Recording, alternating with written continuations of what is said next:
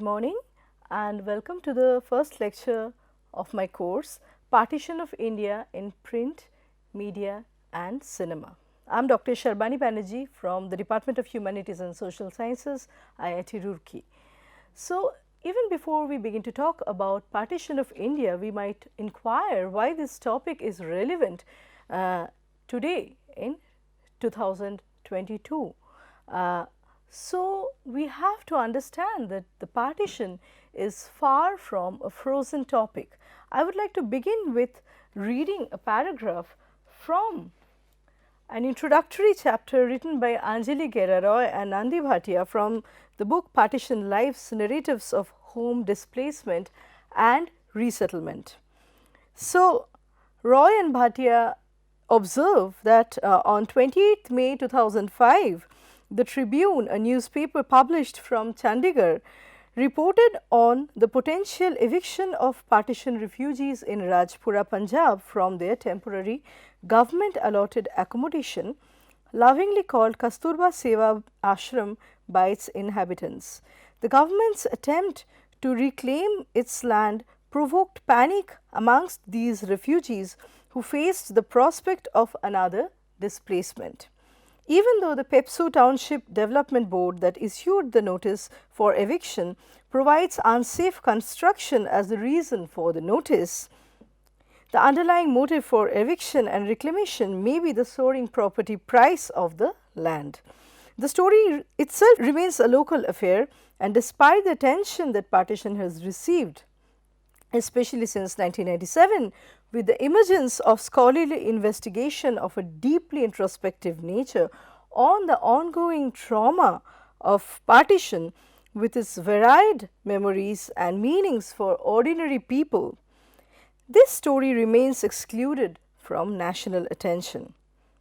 So, we see that even at the turn of the century, as late as 2005, we have local news that do not make it at the national level, which tell us why partition still keeps coming back as a haunting ghost, right, in today's time.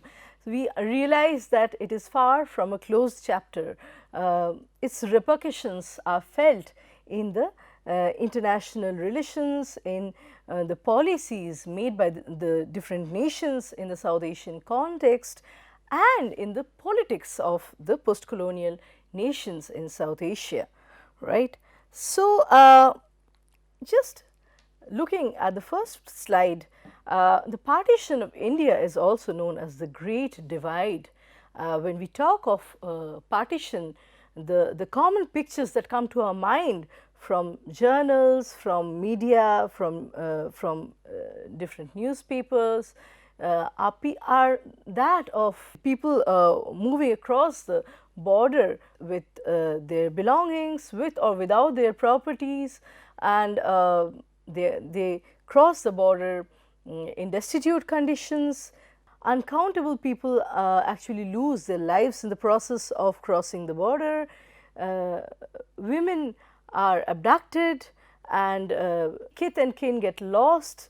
So, it was a complete chaos, and people were living in mad times, in extremely difficult and unusual times before, during and after the partition. So, the partition of India, also known as the Great Divide, is a historical event and a chapter that has stayed on the Indian and the world history as a live moment. It refuses to go. It keeps coming back in the form of personalized memory and nostalgia, like we will see, as well as in the form of the relationship that the abutting nations share. The thread of partition mainly goes back to the divide and rule policy enforced by the British administrators, which is a policy that was meant to separate the Indian geopolitical space in terms of language and religion. As Indians, we celebrate 15th of August as the day of freedom, the Independence Day, when we broke the shackles of colonial rule. However, many a times we forget that the same day coincides with the cracking of the subcontinent into India and Pakistan. The triumph of independence was tarnished by unimaginable violence and bloodshed. So, in August 1947, after almost 300 years of rule in India, the British finally left.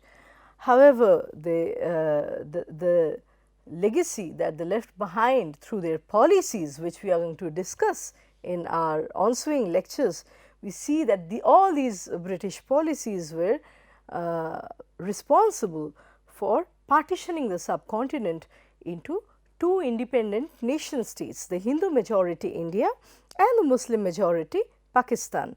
So, we have a famous British lawyer whose name is known to most Indians, Sir Cyril Radcliffe, who lacked the basic knowledge of India, and he was given only 5 weeks to redraw the borders of South Asia. So, and it is popularly believed that Sir Cyril Radcliffe imposed the boundary award from above. A renowned historian such as Joya Chatterjee would note that the Boundary Commission of Bengal and Punjab comprised only a 4-judge panel who were political appointees by the Congress and the Muslim League. So, from here we understand that the partition was a very exclusivist and an exclusionary decision made by select people, where we do not get to hear the echo of the masses. What did the masses want? So, the arbitrary nature of partition by the British government is understood from the decision taken by the Bengal Boundary Commission to partition the Bengal province and tag the eastern half as East Pakistan, whereas geographically the East Pakistan, which is now known as Bangladesh, was not really abutting the West Punjab region that became West Pakistan. So, if we look at the map, we see that India has the 2 Pakistans at that time on its 2 wings. So, the entire nomenclature in the process of naming, we see some kind of randomness, some kind of unthinking and rash decision being taken. So, the rise of Hindu and Muslim nationalism coupled with the divide and rule policies by the British rulers actually led to the partition. It precipitated the process of partitioning of the subcontinent. Yet there are critics that are of the opinion that after the Second World War, Britain lacked the resources with which it could control its greatest imperial asset, that India was, and so it actually forwarded the process of what we popularly know today as the victory of retreat. They wanted to retreat from India, and the process of exiting from India was hasty and it was clumsily improvised. The epicenters of Indian partition were Punjab and Bengal, although we have to remember that there were several other provinces that had witnessed considerable turmoil before, during and after the partition. We have to remember the cases of the different princely states, for example. So, after the end of British colonialism, the geographical span of India was dismembered along communal lines, apparently in order to facilitate administration and stem the risk of further continuation of civil wars, which according to several critics like John Mearsheimer and Stephen Van Evera was deemed as the inevitable fate of several post-colonial nations. So, these critics would argue that if the partition happened and it was a good thing, if partition did not happen, ethnic wars would actually keep going on and the state of unrest would pervade and it would not lead to any productivity in any sense. So, it was a good thing for the sake of peace and in order to facilitate some kind of stability, partition was indeed a good decision. They legitimize and justify the process of partition.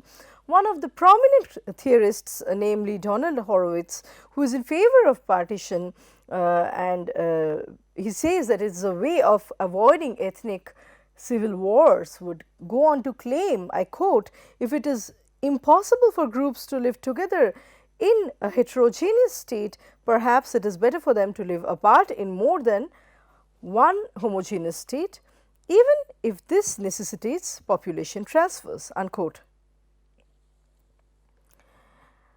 Similarly, we have critics such as Carter Johnson, whose study suggests that between 1945 and 1999, almost 55 to 72% of the civil wars were ethnic wars, right? And according to his study, he looks at the cross-cultural evidence and comes to the conclusion that the ethnic wars last longer than non-ethnic wars, right?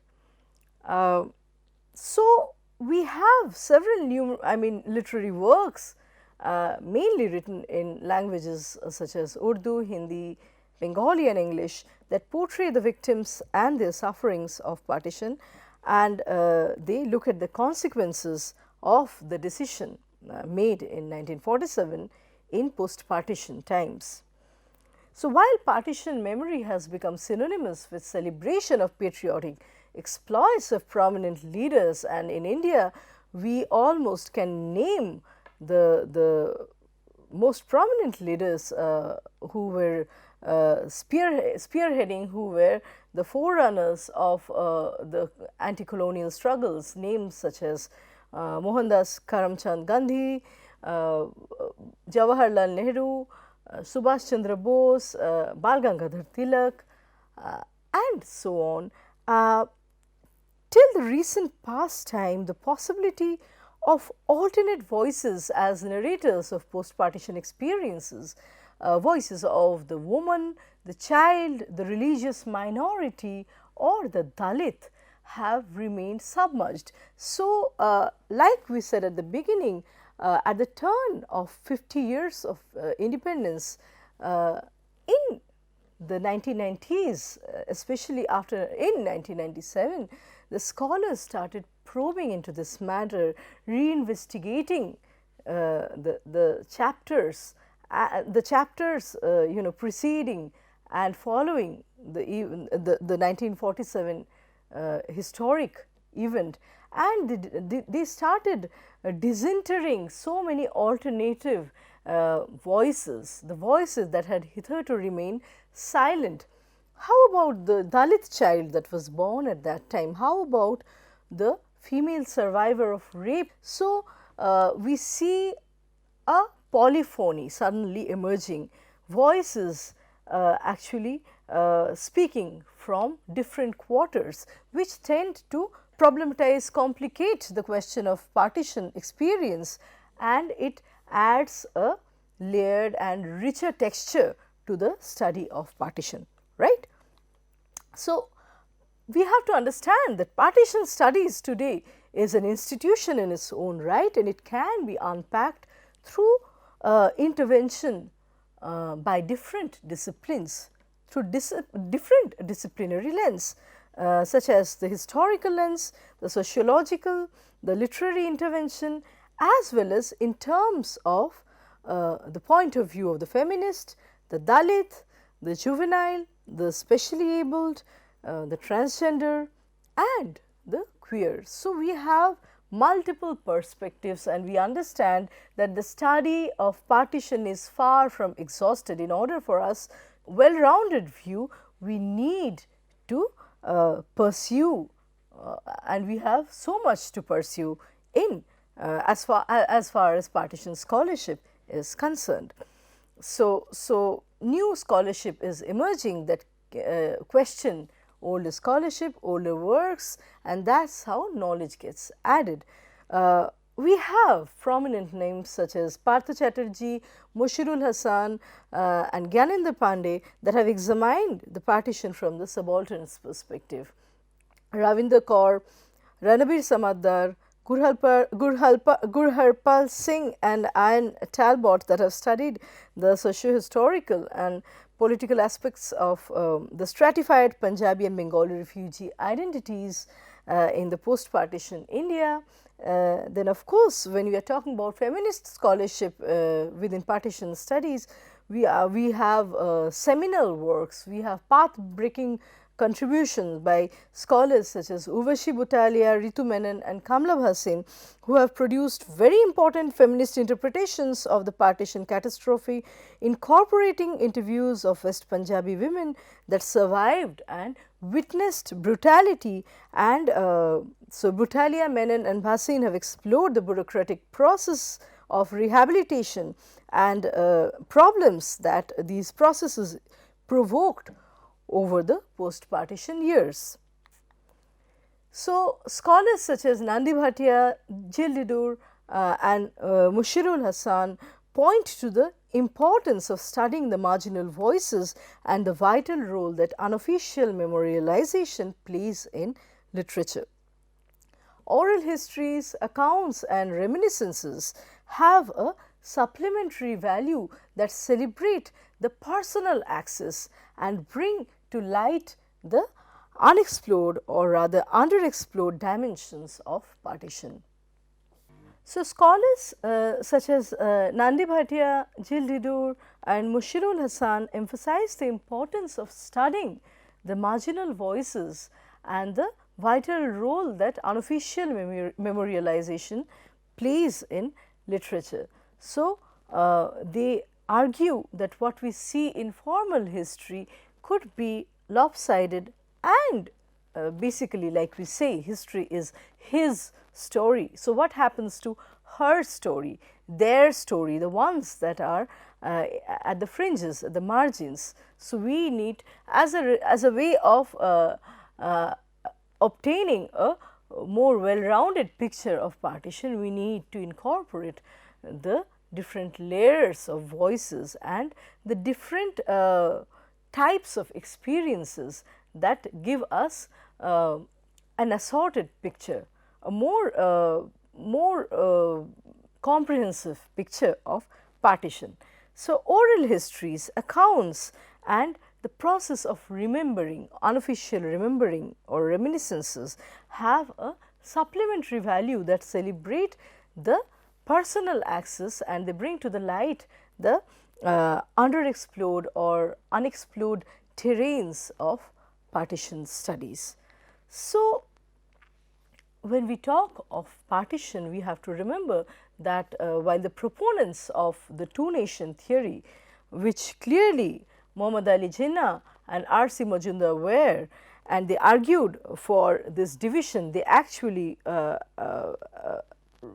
stuck to their, they obstinately wanted the division along communal lines. There indeed were other motivations too, which played significant roles in the division of the subcontinent. These factors, when we study these factors, we see that the Hindu-Muslim rhetoric is only at the surface. Beneath this, we have the question of class. So, we see that the Hindu-Muslim rhetoric is only the tip of the iceberg, and when further delving into this factor, we discover other factors which include the question of class, the question of caste, the question of language and regional politics, right. So, Gyanendra Pandey is a very important scholar that has researched on partition, and he points at two turns of event after 1947 that jeopardizes clean decision that the partition actually vouched for. The partition guaranteed peace in exchange for division along communal lines, but we see two dates in history. One is 1971, where we have the liberation war of Bangladesh, which goes on to prove that the Muslim are in fact not a homogeneous identity. There were clashes in terms of different ethnicities, different languages, and it gave birth to a new nation that we have today, which is Bangladesh. And we have the second chapter in history, which was in 1984, the Sikh massacres, because the Sikhs demanded for a separate Khalistan, which proves that the kind of Hindu-Sikh peaceful coexistence that people imagined was also a myth, right. So, we understand that India is polyphonous, polyethnic, multi-religious. There are so many languages, linguistic nation, where it is very difficult to have exclusive homogeneous spaces. So, at the time of partition, there was a three-cornered negotiation. So, I keep harping at this point that partition was in fact a very exclusionary act, a kind of decision that excluded the opinion of the masses. And this negotiation happened between plenipotentiaries speaking for the British, the Congress and the Muslim League, three prominent enactors and protagonists in the scheme of partition. We will quickly brush up our history and make I will just walk you through the anti-colonial struggles and the years preceding the partition, the events and the policies that built up and actually amounted to the partition, that accounted for partition. So, partition did not happen overnight, it was happening through the different British policies. This is my argument that the partition first happened inside the thinking, inside the heads of the Indians. So, in their way of thinking, in their way of identifying themselves, and we will see how. So, we have to talk about the Indian National Congress in the context of anti-colonial struggles that the leaders were spearheading. So, Indian National Congress, abbreviated as INC, was formed in 1885 by Alan Octavian Hume, who was a retired British civil servant. Other founding members include Dadabhai Naoroji and Dinshaw Wacha, both Indians. The first session was held in Bombay under the presidency of Umesh Chandra Bonejia in 1885. The Congress was basically a movement of and by the upper and middle class Indians who were western educated, and most of them were moderates, right. So, I would just like for you to look at the name Umesh Chandra Bonejia. He was from Bengal and his name was pronounced in an Indian way, it would be Umesh Chandra Banerjee, but he obviously liked his name to be pronounced with in an anglicized fashion. So, this gives us the impression of the elitist nature or disposition or the western exposure of the members of Indian National Congress in its moderate phase. So, let us take a look and just walk through the names of the prominent leaders of INC. So, Dadabhai Naoroji, he was known as the Grand Old Man of India. He was the first Indian to become a member of the House of Commons in Britain. Next, we have Umesh Chandra Bonejia, the first president of the INC and the first Indian to act as a standing council. Next, we have G. Subramania Iyer, who founded the Hindu newspaper, and this was the medium that he used for criticizing British imperialism. Iyer was also co-founder of the Madras Mahajan Sabha. Next, we have the name of Gopal Krishna Gokhale. Gokhale was regarded as M.K. Gandhi's political mentor. He had founded the Servants of India Society. And we have Sir Surendranath Banerjee. He was known as Rashtraguru or Indian Burke. He founded the Indian National Association, which later merged with the INC. He had cleared the Indian Civil Service, but was discharged due to racial discrimination.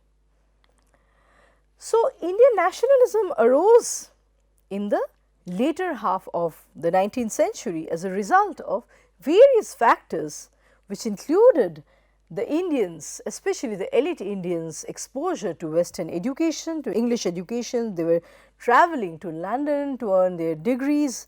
They were learning about the British administration, the British policies, and they could actually decipher and identify the unfair nature of these policies. And so, there were leaders emerging from within the Indian community. There were leaders emerging from the Indian community that were responsible for, that were undertaking the tasks of socio-religious reforms, and they were challenging different British policies. So, with knowledge, they were starting to understand their own position, and they were also becoming agents. They wanted to become agents. That is how the question of self-rule, the question of Swaraj,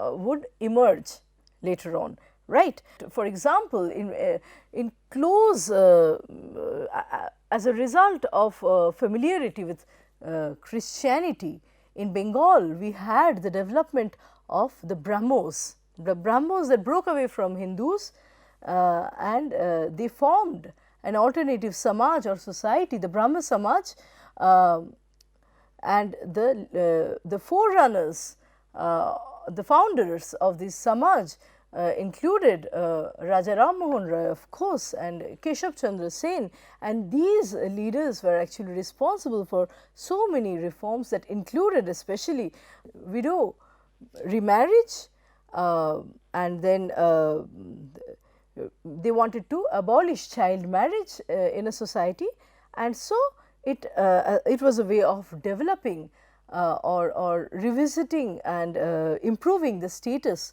of the women in society.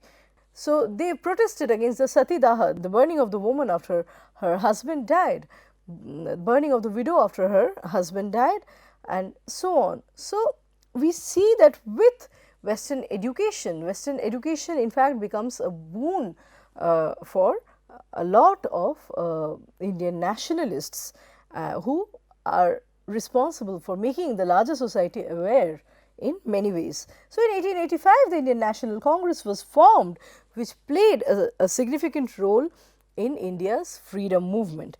The time period between 1885 to 1905 is known as the moderate phase. The leaders that were prominently functioning during this period are called the moderates. The name itself suggests that they were in favor of the middle path against the British Empire, and they relied in restraint in demonstrating through peaceful methods, and in this way they would like to achieve their aims rather than resorting to any violence or confrontation, right. So, the focus of the moderates was to educate people, to arouse a sense of political consciousness, agency among the masses, and enable them to form their own opinion. So, the moderates criticized the government by using print media such as newspapers and journals. Their major demands included more powers for the local bodies of legislative councils, separation of the judiciary from the executive, abolition of salt tax, reduction of spending on army, and so on. And so, they were fighting for civil rights, which include one's right to speech, right to thought, express oneself freely, right to association, and so the Indians wanted to build their sense of nationalism, their sense of a national pride through modern democratic means, and they would like to propagate their ideas through the medium of a free press and through campaigns. So, demands by the moderate Congress included education of the masses and organizing public opinion, making people aware of their rights, increasing expenditure on education of Indians. The Indian representation in the Executive Council and in the Indian Council in London was demanded. So, there was like I have already stated, there was demand for a change in the or reformation of the legislative councils. So, which would mean separation of the executive from the judiciary. So, when we separate the executive from the judiciary, the court is not allowed to make a speedy and thereby an arbitrary trial. So, there is no randomness in execution of law. So, that needed to be ensured, so that no Indian is punished in a precipitate, in a rash manner. There is more consideration given. So, the person can, the person found guilty can appeal and can actually plead for some justice, right. So, land revenue tax and ending peasant oppression.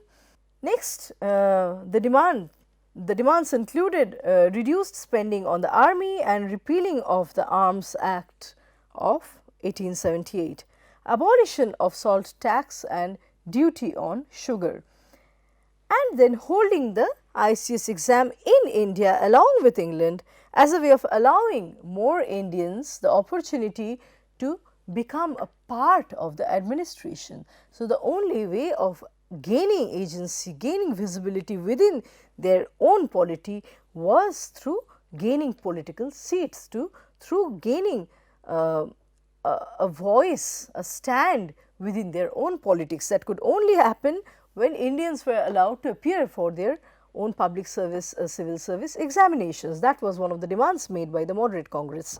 Next, the freedom of speech and expression and to form associations, end of economic drain of India by the British.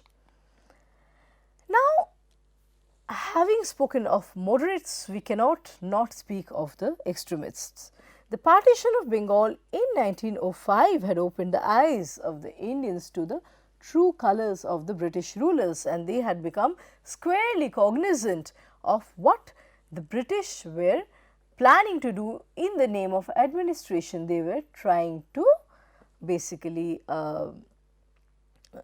they were trying to crack the consolidated power that the subcontinent was in terms of language, religion, provinces.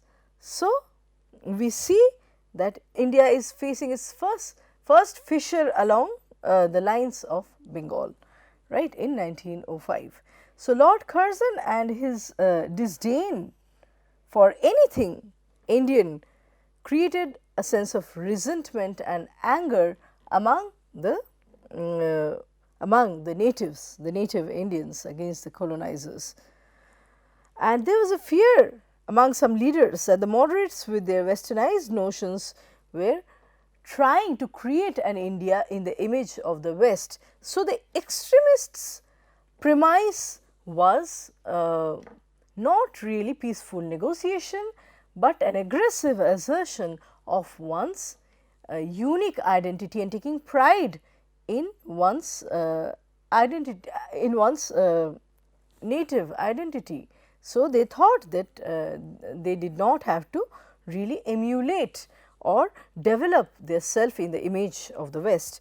There was a revival of the national pride at that time, and the extremist leaders were greatly influenced by the growth of spiritual nationalism at that time.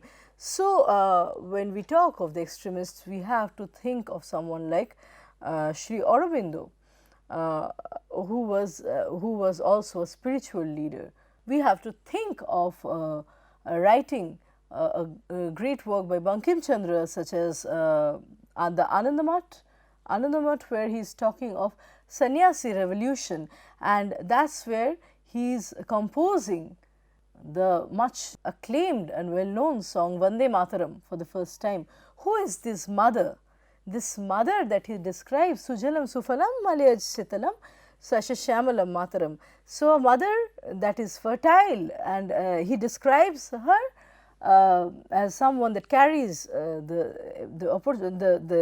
beads of education in her hand, and she is rendering abhay, and she is also providing the power. And towards the end of this song, we know it is none other than the Durga, the imagination of the Hindu goddess of the goddess of war, the goddess of courage, Durga. Twang hi Durge Dasha Praharana Dharini, right. So, he is describing Mother India in the image of Durga. We see this influence of spiritual nationalism greatly among the extremists. They were informed by a religious fervor, right. They actually interspersed fervor with a nationalist fervor, right, the religious fervor with the nationalist fervor. So, the extremist goal was Swaraj. This neither meant complete autonomy and freedom from British, this either meant complete autonomy and freedom from British control, or a total Indian control over the administration. However, it may not at that time refer to breaking away from Britain's imperial reign. This contrasted with the moderates' demand of only an increase in the share of Indians in the administration and military upper echelons. So, we see that the moderates' approach to independence, or in their role in the anti-colonial struggles, is through a process of political bargaining, through learning about the British policies and trying to obtain or earn a greater stake within that scheme, become stakeholders within the scheme developed under British administration. The extremist leaders involved wider sections of people in the movement. So, the extremists would be mostly from the masses. They were not coming, they were essentially not from the elite backgrounds. They involved the lower and the lower middle class people too, right. The ones that could not actually read and understand the British policies. They actually believed in dying or taking lives, the extremist path, like we say. They did not stick to the constitutional methods of protest and demand. They would rather resort to boycotts, strikes, and they also resorted to burning foreign made goods. They believed in confrontation, direct head on collision rather than persuasion. And they were strongly against the British imperialistic policies in India. They took pride in Indian culture and in Indian history. There was a revivalist tendency, reviving of the ancient Indian culture and ethos even before. So, a civilization that prospered and flourished before the British had come, long before the British had come. They looked at the ancient scriptures for inspiration and courage. They opposed westernization of Indian society by the British. So, we can have a quotation, a famous quotation by Bal Gangadhar Tilak that sums up everything that I was trying to explain about the extremists. Swaraj is my birthright and I shall have it. It is an assertive and a very strong statement made by Tilak. So, with this I would like to conclude today's lecture, and I will see you in the next lecture. Thank you.